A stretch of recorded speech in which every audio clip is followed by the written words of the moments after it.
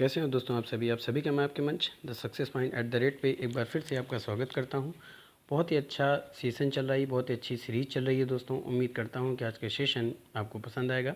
तो फटाफट से वीडियो को शुरू करने से पहले गुजारिश है कि वीडियो को ज़्यादा से ज़्यादा शेयर कर दीजिए, लाइक कर दीजिए। वीडियो को कैसी लगती है कमेंट में ज़रूर बताएँ। इससे पहले भी और MCQ क्वेश्चन जो है सब्जेक्ट वाइज डाले जा चुके हैं, आप प्लेलिस्ट में जाकर के देख सकते हैं। अगर आप ऑनलाइन प्रश्न देखना चाहते हैं तो भी आप देख सकते हैं। हर सब्जेक्ट को बारीकी से और हर सब्जेक्ट के इम्पोर्टेंट टॉपिकों को अच्छे से डिस्कशन किया गया है। आप the success point at the rate से जुड़िए और ज़्यादा से ज़्यादा लोगों को जोड़ने का प्रयास करें। चैनल को सब्सक्राइब कीजिए, बेल आइकन ऑन कीजिए ताकि नोटिफिकेशन मिलती रहे। सभी सिविल परीक्षाओं के लिए जो तैयारी चल रही है उसके अंतर्गत आज हम देखेंगे एक नया सब्जेक्ट भारतीय अर्थव्यवस्था, और इससे संबंधित जितने भी इम्पॉर्टेंट MCQ क्वेश्चन बन सकते हैं उसका आज हम अध्ययन करेंगे। ये जो इम्पॉर्टेंट क्वेश्चन होंगे ये आप किसी भी कॉम्पिटिटिव एग्ज़ाम के लिए काफ़ी इम्पॉर्टेंट होंगे आपके लिए, चाहे वो UPSC हो, UPPSC हो या अदर कोई कॉम्पिटिटिव एग्ज़ाम हो। दोस्तों अगर आप समंदर की चाह रखते हैं, बात समझाइए दोस्तों, अगर आप समंदर की चाह रखते हैं तो हर मंजिल आपको आसान नज़र आएगी। यानी अगर आप बड़े की चाह रखेंगे तो छोटी चीज़ें बड़े आपको आसानी से मिल जाती हैं। इसलिए समंदर की तैयारी कीजिए, तालाब तो आपको खुद ब खुद भरा हुआ नज़र आएगा। इसलिए कोशिश कीजिए कि ज़्यादा से ज़्यादा प्रश्नों को लगाने का प्रयास करें। इससे आपको ये पता चल पाएगा किस तरह से प्रश्न पूछे जाते हैं। अगर आप रेलवे की तैयारी करते हैं तो भी आप इस चैनल से जुड़िए, फ्री ऑफ कास्ट है। ज़्यादा से ज़्यादा शेयर कीजिए, हो सकता हो शायद ये वीडियो ऐसे लोगों तक पहुंच जाए जिनको इस चीज़ों की बहुत ज़्यादा ज़रूरत है। चलिए शुरू करते हैं। तो आज का जो पहला प्रश्न प्यारे दोस्तों वो क्या है कि निम्नलिखित में से कौन विश्व का सबसे बड़ा विदेशी मुद्रा बाजार है। बहुत इंपॉर्टेंट प्रश्न है। निम्नलिखित में से कौन विश्व का सबसे बड़ा विदेशी मुद्रा बाजार है। आपको ऑप्शन है न्यूयॉर्क, लंदन, टोक्यो, मॉस्को। फटाफट से इसका उत्तर दीजिए दोस्तों।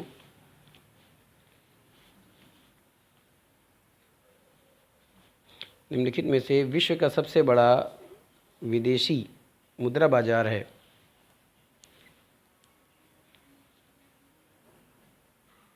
तो प्यारे दोस्तों विश्व का जो सबसे बड़ा विदेशी मुद्रा बाजार माना जाता है वो है लंदन। तो ऑप्शन आपका बी पे दे रहा है, तो B is the right answer for this question. अगले प्रश्न की तरफ चलते हैं। अगला जो प्रश्न प्यारे दोस्तों वह है निम्नलिखित में से कौन अमीरों की तुलना में गरीबों पर संसाधनों के सापेक्ष अधिक बोझ डालता है। बात समझ में दोस्तों, प्रश्न क्या है कि निम्नलिखित में से कौन अमीरों की तुलना में गरीबों पर संसाधनों के सापेक्ष अधिक बोझ डालता है। आपका ऑप्शन है प्रगतिशील कर, प्रतिगामी कर, एक मुक्त कर और अनुपातिक कर। फटाफट से इसका उत्तर दीजिए।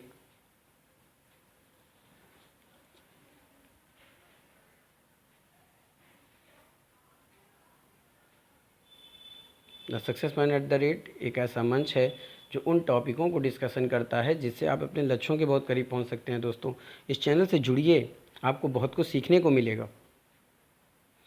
हमारा लक्ष्य ये आपकी सफलता। तो प्यारे दोस्तों निम्नलिखित में से कौन अमीरों की तुलना में गरीबों पर संसाधनों के सापेक्ष अधिक बोझ डालता है। तो इसका जो उत्तर होगा वो होगा प्रतिगामी कर, जो कि ऑप्शन आपका बी पे दे रहा है। तो B is the right answer for this question. अगले प्रश्न की तरफ चलते हैं। अगला प्रश्न प्यारे दोस्तों निम्नलिखित में से किस योजना दस्तावेज का उपशीर्षक समावेशी विकास है। यानी किस योजना का जो दस्तावेज है और उसका उपशीर्षक समावेशी विकास है। पहला ऑप्शन है 10वीं पंचवर्षीय योजना, दूसरा ऑप्शन है 11वीं पंचवर्षीय योजना, तीसरा ऑप्शन है राष्ट्रीय सर मिशन और डी आपका ऑप्शन है भारत निर्माण। तो निम्नलिखित में से किस योजना दस्तावेज का उपशीर्षक समावेशी विकास है।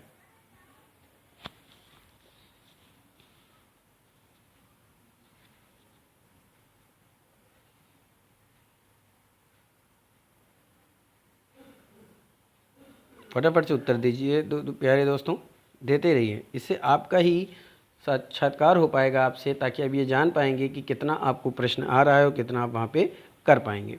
जितना ज़्यादा प्रश्नों को लगाते हैं आपकी हेजिटेशन उतनी दूर होती है, आप अपने लक्ष्यों के उतना करीब पहुँचते हैं, आप प्रश्नों के लगाने की स्पीड भी आपकी बहुत अच्छी होती है। चलिए, तो निम्नलिखित में से किस योजना दस्तावेज का जो शीर्षक है वो समावेशी विकास है। तो उसका जो उत्तर होता है प्यारे दोस्तों वह 11वीं पंचवर्षीय योजना, जो कि ऑप्शन आपका बी पे दे रहा है। तो B is the right answer for this question. अगले प्रश्न की तरफ चलते हैं। अगला जो प्रश्न है वो क्या है कि भारत में मुद्रा प्रबंधन के संदर्भ में सिक्का निर्माण की जिम्मेदारी निम्नलिखित में से किसकी है। बात समझ में आई दोस्तों? फटाफट से उत्तर दीजिए। फटाफट से उत्तर दीजिए दोस्तों कि भारत में मुद्रा प्रबंधन के संदर्भ में सिक्का निर्माण की जिम्मेदारी निम्नलिखित में से किसकी है। पहला ऑप्शन है भारत सरकार, भारतीय रिजर्व बैंक, करेंसी चेस्ट या फिर वाणिज्यिक बैंक। फटाफट से इसका उत्तर दीजिए प्यारे दोस्तों।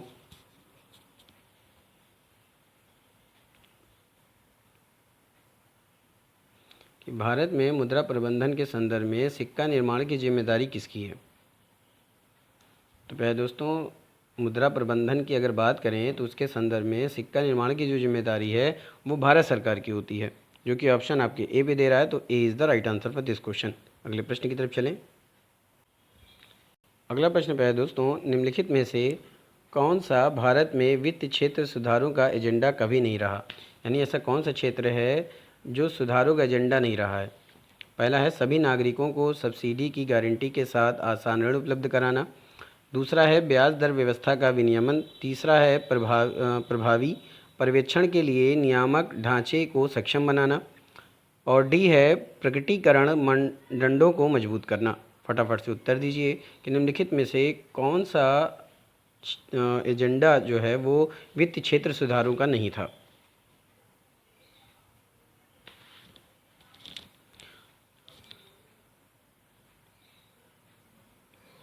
तो पहले दोस्तों, जो सुधारों का क्षेत्र देख लें तो ब्याज दर व्यवस्था का नियमन ये सही है। प्रभावी पर्यवेक्षण के लिए नियामक ढांचे को सक्षम बनाना ये भी सही है। प्रकटीकरण मानदंडों को मजबूत करना ये भी सही है। पर सभी नागरिकों को सब्सिडी की गारंटी के साथ आसान ऋण उपलब्ध कराना ये वित्त क्षेत्र सुधारों का एजेंडा नहीं है। तो इस लिहाज से आपका जो उत्तर होगा वो होगा ए ऑप्शन। तो A is the right answer for this question. अगले प्रश्न की तरफ चलते हैं। अगला प्रश्न प्यारे दोस्तों, निम्नलिखित में से किस वित्त वर्ष से भारत में बीज फसल बीमा योजना शुरू की गई थी। यानी ऐसा कौन सा वित्त वर्ष है जिसमें भारत में बीज फसल बीमा शुरू किया गया था। 1999 से 2000, 2000 से 2001, 2001 से 2002 या फिर 2000 से 2003।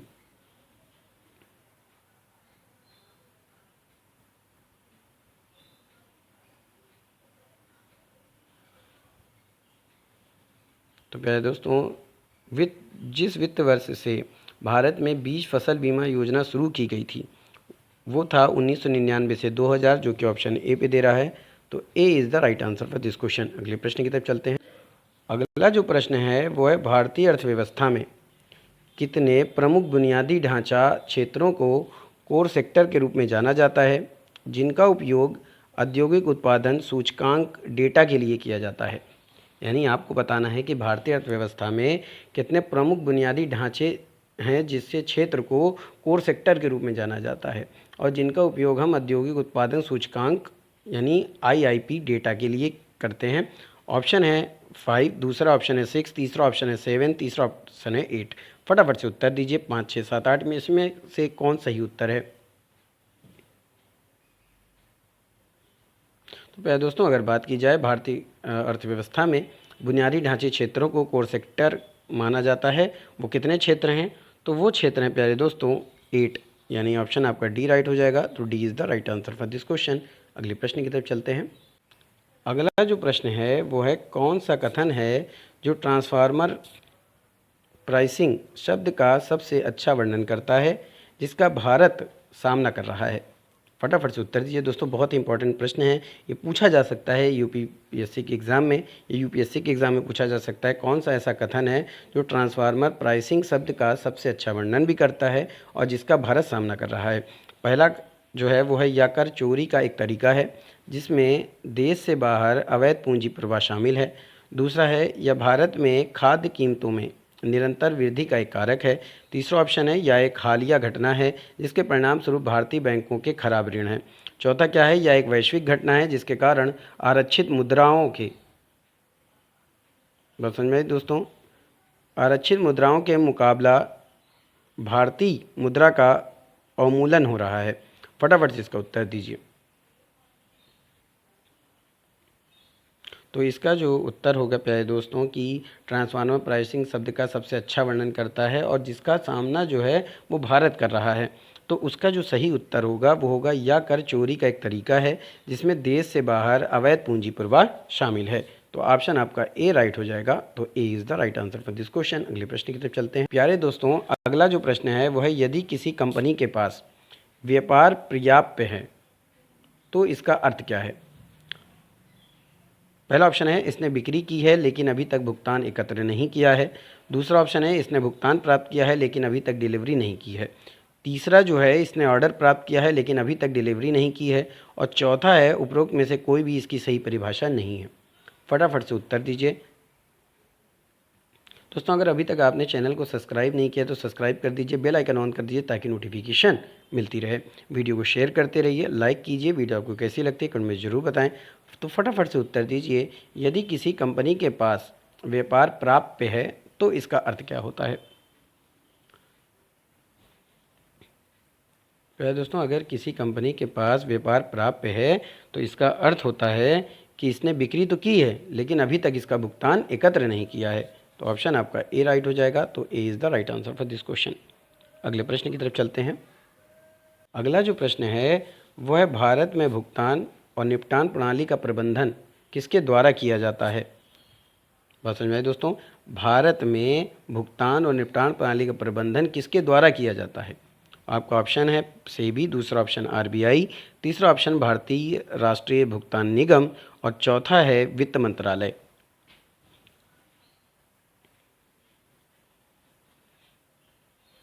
तो प्यारे दोस्तों, भारत में भुगतान और निपटान प्रणाली का जो प्रबंधन किया जाता है वो किया जाता है आरबीआई के द्वारा। और यही चीज़ आपकी हिंदी में लिखी हुई है जो कि ऑप्शन बी पे है। तो B is the right answer for this question. अगले प्रश्न की तरफ चलें। प्यारे दोस्तों, अगला जो प्रश्न है वो प्रश्न क्या है कि 1985 में भारत से कच्चे तेल का निर्यात क्यों किया गया। आपका ऑप्शन है उत्पादन अधिशेष के कारण, दूसरा है भारत में ऊर्जा का वैकल्पिक स्रोत विकसित किया गया है, तीसरा जो ऑप्शन है वो भारत में परिष्कृत तेल की तुलना में पेट्रोलियम उत्पादों का आयात बहुत सस्ता था, और चौथा है भारत में अपर्याप्त शोधन क्षमता के कारण। 1985 में भारत से कच्चे तेल का निर्यात क्यों किया गया।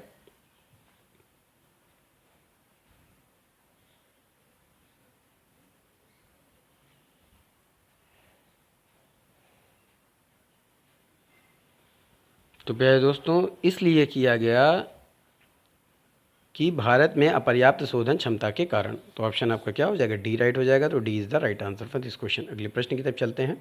अगला जो प्रश्न है वो बहुत आसान है। भारतीय अर्थव्यवस्था किस प्रकार की अर्थव्यवस्था है। मिश्रित अर्थव्यवस्था, बाजार अर्थव्यवस्था, पूंजीवादी अर्थव्यवस्था या फिर समाजवादी अर्थव्यवस्था। दोस्तों, ये तो आप एक बार में ही इसका उत्तर दे सकते हैं। भारतीय अर्थव्यवस्था जो है वो मिश्रित अर्थव्यवस्था है। तो इस लिहाज से आपका उत्तर ए हो जाएगा। तो A is the right answer for this question. अगले प्रश्न की तरफ चलते हैं। अगला जो प्रश्न है दोस्तों वो क्या है कि जो मिश्रित प्रकार की अर्थव्यवस्था का उद्देश्य क्या है। पहला है लाभ, दूसरा समाज कल्याण, तीसरा उच्च दक्षता।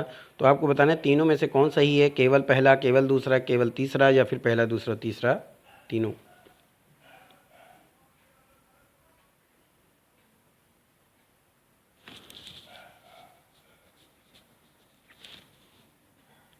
पहले दोस्तों, अगर बात की जाए मिश्रित प्रकार की अर्थव्यवस्था की तो उसका जो उद्देश्य होता है वो लाभ होता है, समाज कल्याण होता है और दक्षता होता है।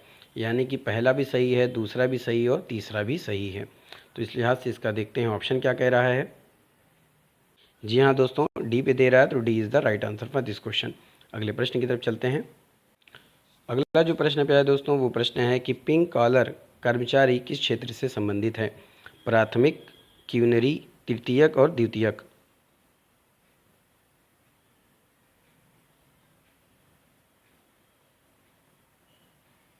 पिंक कॉलर कर्मचारी किस क्षेत्र से संबंधित हैं। फटाफट से इसका उत्तर दीजिए। फटाफट से उत्तर दीजिए दोस्तों कि पिंक कॉलर कर्मचारी किस क्षेत्र से संबंधित होते हैं। प्राथमिक, क्यूनरी, तृतीयक या द्वितीयक। प्यारे दोस्तों, अगर बात की जाए पिंक कॉलर कर्मचारी की तो ये सेवा क्षेत्र से संबंधित है जो कि आपके तृतीयक क्षेत्र में आता है। तो C is the right answer for this question. अगले प्रश्न की तरफ चलते हैं। अगला प्रश्न प्यारे दोस्तों कि भारत का पहला जैविक राज्य कौन सा है। केरल, सिक्किम, असम, अरुणाचल प्रदेश।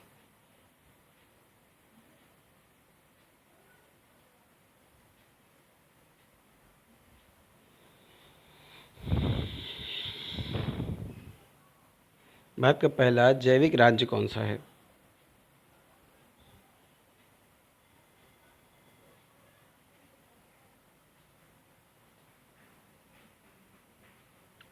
तो प्यारे दोस्तों, भारत का पहला जैविक राज्य जो है वो है सिक्किम।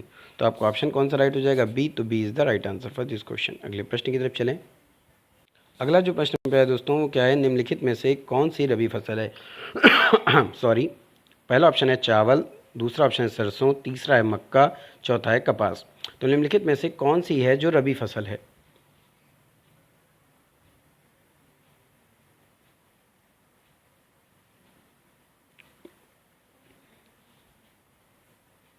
तो प्यारे दोस्तों, सरसों जो है वो रबी की फसल होती है, जो कि ऑप्शन बी पे दे रहा है। तो B is the right answer for this question. अगले प्रश्न की तरफ चलते हैं। अगला जो प्रश्न है प्यारे दोस्तों वो है, विश्व में सबसे बड़ा चावल आयातक देश कौन सा है? चीन, यूएसए, ईरान, सऊदी अरब। फटाफट से उत्तर दीजिए। विश्व में सबसे बड़ा चावल आयातक देश कौन सा है?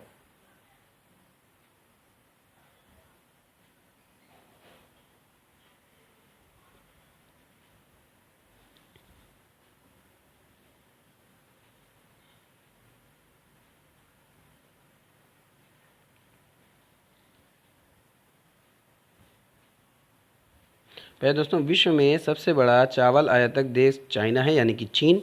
तो ऑप्शन आपके ए पे दे रहा है, तो A is the right answer for this question. अगले प्रश्न की तरफ चलते हैं। अगला प्रश्न है दोस्तों कि पेंट के निर्माण में, यानी पेंट के निर्माण में कौन से तिलहन का उपयोग किया जाता है? आपका ऑप्शन है पहला अलसी, दूसरा माफ़ कीजिएगा अलसी, दूसरा ऑप्शन है मूंगफली, तीसरा है अरंडी और चौथा है उपरोक्त में से कोई नहीं। यानी आपको बताना है कि पेंट के निर्माण में किस तिलहन का उपयोग किया जाता है। अलसी, मूंगफली, अरंडी, उपरोक्त में से कोई नहीं।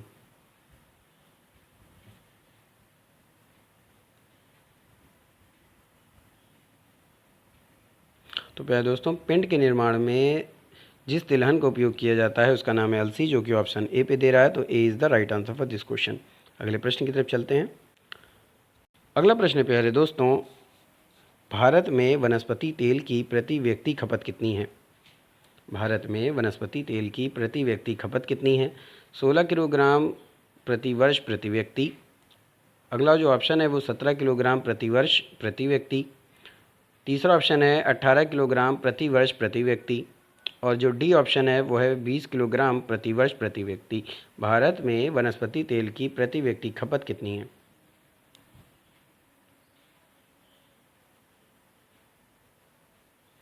दोस्तों, भारत में वनस्पति तेल की प्रति व्यक्ति खपत जो है वो 17 किलोग्राम प्रति वर्ष प्रति व्यक्ति है, जो कि ऑप्शन बी पे दे रहा है। तो B is the right answer for this question. बस समझ में आई दोस्तों? आगे चलते हैं। अगला प्रश्न है दोस्तों, विश्वकालीन निर्यात बाजार में भारत की हिस्सेदारी कितनी है? यानी कि विश्वकालीन जो निर्यात बाजार हैं उसमें भारत की हिस्सेदारी कितनी है? पहला ऑप्शन है 30%, बी ऑप्शन है 50%, सी ऑप्शन है 40% और डी ऑप्शन है 20%। फटाफट से इसका उत्तर दीजिए। विश्वकालीन निर्यात बाजार में भारत की हिस्सेदारी कितनी है?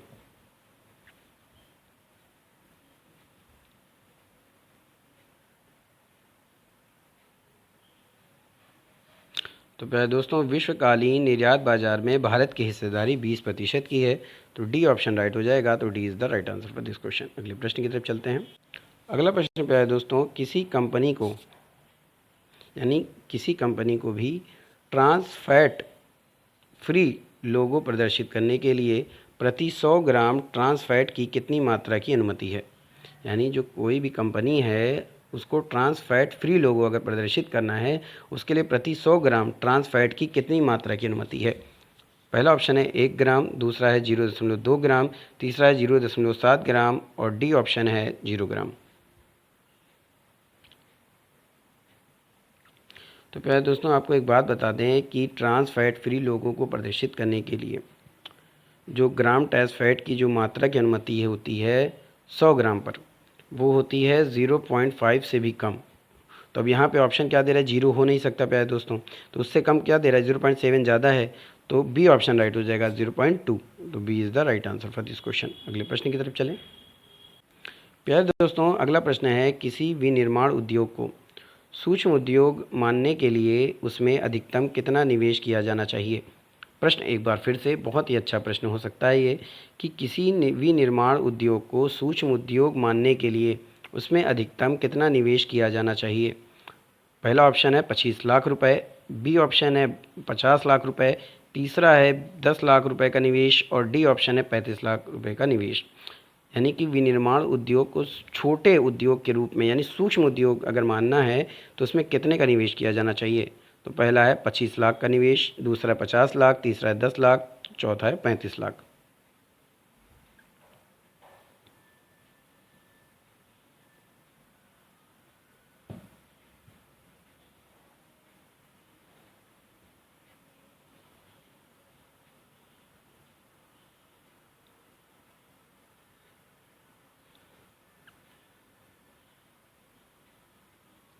तो दोस्तों इसमें जो उत्तर होगा वो होगा 25 लाख रुपए।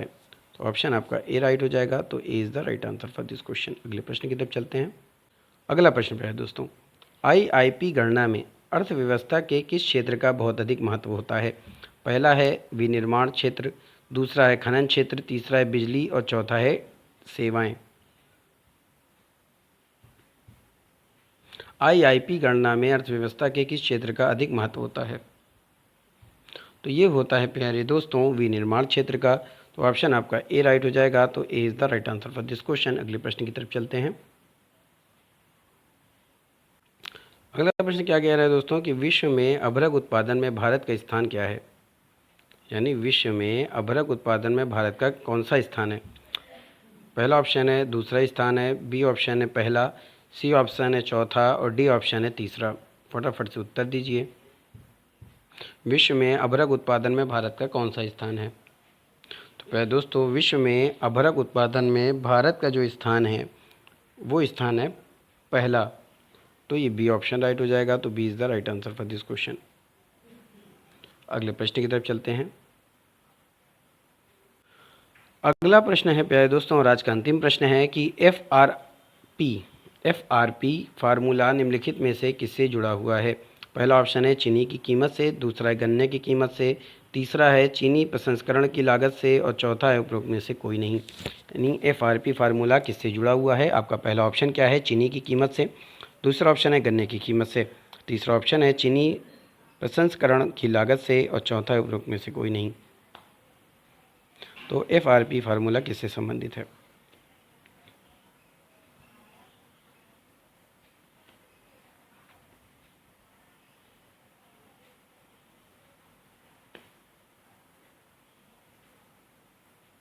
दोस्तों एफ आर पी फार्मूला निम्नलिखित में से किससे जुड़ा हो, या इस तरह से एक और प्रश्न पूछा जा सकता है कि एफ आर पी फार्मूला किससे संबंधित है? तो ये संबंधित है प्यारे दोस्तों गन्ने की कीमत से। तो ऑप्शन आपका बी राइट हो जाएगा। तो B is the right answer for this question. प्यारे दोस्तों आज का सेशन यहीं पे समाप्त करता हूँ। उम्मीद करता हूँ कि आज का सेशन आपको पसंद आएगा। फटाफट से चैनल को सब्सक्राइब कर दीजिए, बेल आइकन ऑन कर दीजिए ताकि नोटिफिकेशन मिलती रहे। प्रयास कीजिए कि ज़्यादा से ज़्यादा लोग इस चैनल से जुड़ें, ज़्यादा से ज़्यादा लोग इस वीडियो को देखें, जिससे हमारा मनोबल बढ़ेगा, हम और अच्छा करने का प्रयास करेंगे दोस्तों। तो मंजिलों से चलकर बेहतर मंजिलें तलाश कर, मिल जाए दरिया तो समंदर तलाश कर, यूं तो टूट जाते हैं पत्थर की चोट से शीशे, पत्थर ही टूट जाए से शीशा तलाश कर। तो प्यारे दोस्तों आपको ऐसी मेहनत करनी है, ऐसी लगन के साथ पढ़ना है कि सफलता आपको जल्द से जल्द मिल सके दोस्तों। चलिए शुरू करते हैं और इसी जुनून के साथ शुरू रहेंगे दोस्तों। आगे भी सेशन लाता रहूँगा। फिर मिलेंगे, तब तक के लिए जय Hind, wish you all the best.